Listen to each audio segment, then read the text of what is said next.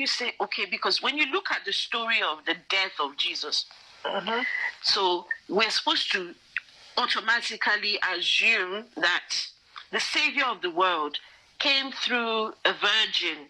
By the way, she was between 12 and 13 years old. That when you're done. Right. I think and then mixed up. Yeah, and then he came to come and save the world. It was pointless because they could have done it a completely different way.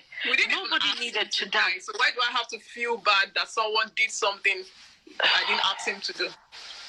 It's barbaric. It's barbaric. The origins, the foundation of the Christian religion is founded on blood sacrifice. Yeah. Animals were being sacrificed before. Yeah. Animals were being sacrificed before, but Jesus came and replaced the animals, right? So now... Even humans were sacrificed. Why does God need this blood anyway? Because he's a bloodthirsty... I don't want to swear. Okay. My sister, I just answered the question. There was no need. You see this Easter that we celebrate? I celebrate because it's a holiday. Happy, yeah. Exactly, it's a holiday. But so that's we need to start asking these questions because I was brought into Christianity as a baby. Me too. The plan was you just carry on. Let's just go to church.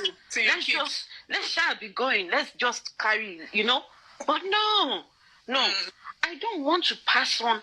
I need to stop and ask myself, why am I going to church? Why am I believing what I'm believing? And should I really be passing this thing on to my 2 children? So the same question I'm asking you, was there Easter? The whole story of Easter, what do you think about it? Well, it's not far much from what you have just said. Like the virgin birth thing, it never happened. And even the Israelites till this day will tell you that it didn't happen. Ooh. Yes, because the words were different. In the Jewish Bible, I think the word there where they said an alma would bear a child.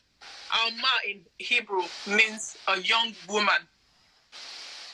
So, but somehow the Christians changed it to mean virgin.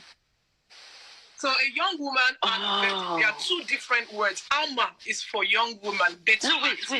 No, sister Lulu, my cracker, you just cracked my mind right there, and I need you to come back again. You said it didn't happen. She wasn't a virgin. Yes, because the word where it was translated from, the original Hebrew Bible was Alma. Like, when you do all these translations. So that word for virgin wasn't virgin. It was actually a young woman would bear a child. So that's why you see the Hebrews or the Jews today, they do not regard this Jesus as the Messiah. They will never, because they just see the Christians as people who have just come to shit on their culture. Like, this is not how... I saw videos. Yes. Jewish people laugh at Christians. They laugh at us. 98. They say, look at these people. This guy came from us. We know him better than you people, and you people are worshiping him. It's ridiculous. It's because people do not. They come at us and say, "Oh, my people perish for lack of knowledge." I think that was meant for them because when I became an atheist first, I saw several videos like.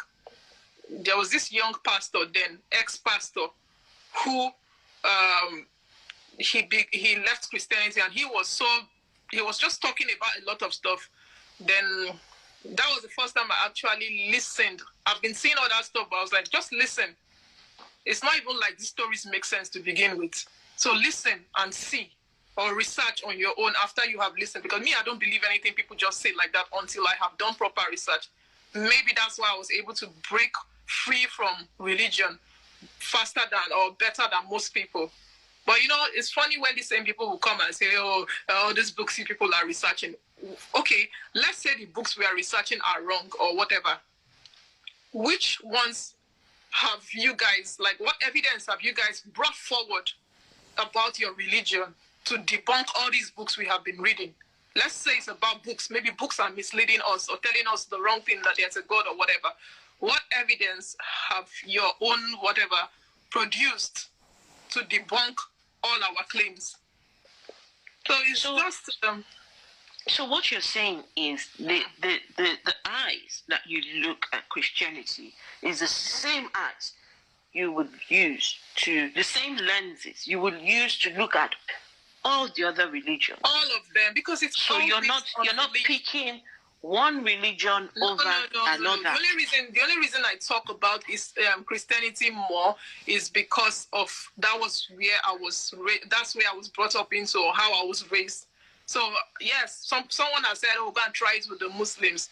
Well, I wasn't raised by a Muslim family. So I think most people who were raised by Muslims, some ex-Muslims, are already doing that. So I see them. Yes, there are so many ex-Muslims. I know so many of them. So allow us who have this history to talk about our experiences.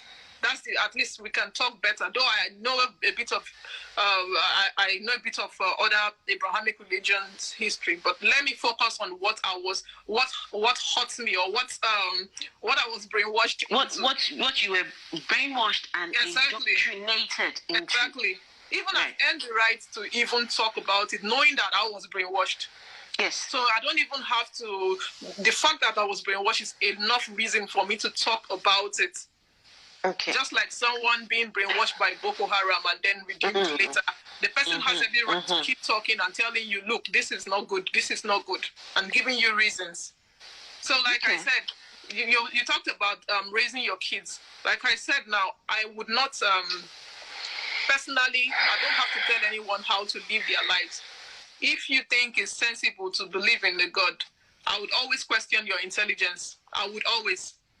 But then I would rather raise my kids to know that doing something is wrong without the fear of hell. Because I remember these stories they were telling us, oh, you were born, if you do this, you would burn, you would do this. All of those are even child abuse. I would rather let my kids know that, look, this is wrong. And it would affect another human being, either physically or mentally or whatever. So therefore, do not do it, than threatening them with heaven and hell, because it's not even realistic. What if they grow up tomorrow and realize that all of these are rubbish? Like you're in the UK. See, schools in the UK now have banned teaching of all these things in school because they know. They still teach religious studies, but with religious studies, they have to teach all religions. They have to teach. They have to open the children up to the wider religious. Understanding of it. Yeah. Now, I was going to ask you a question, right? So, one pastor came out. He said, "I have 3 private jets," and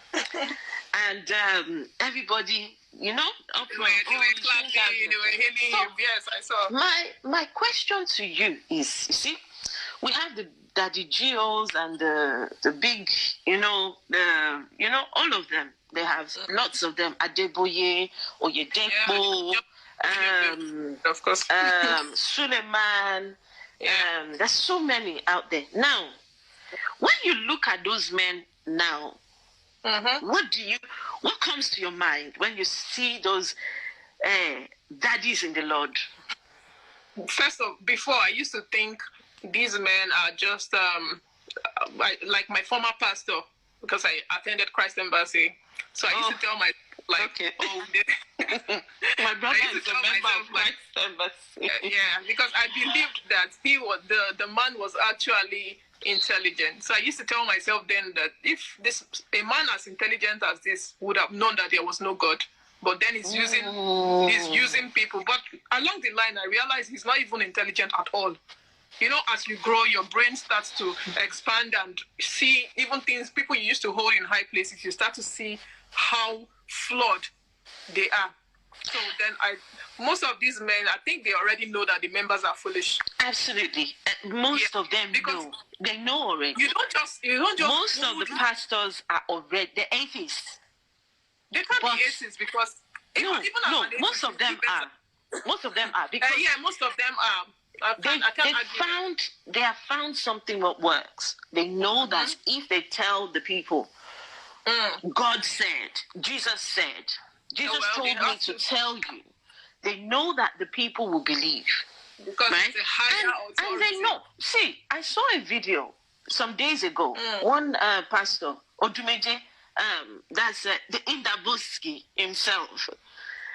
Odumeje went to a shrine, and he was breaking the shrine, and he was saying, the shrine his Jesus is bigger than the shrines. He can do that because he knows. Because the shrine is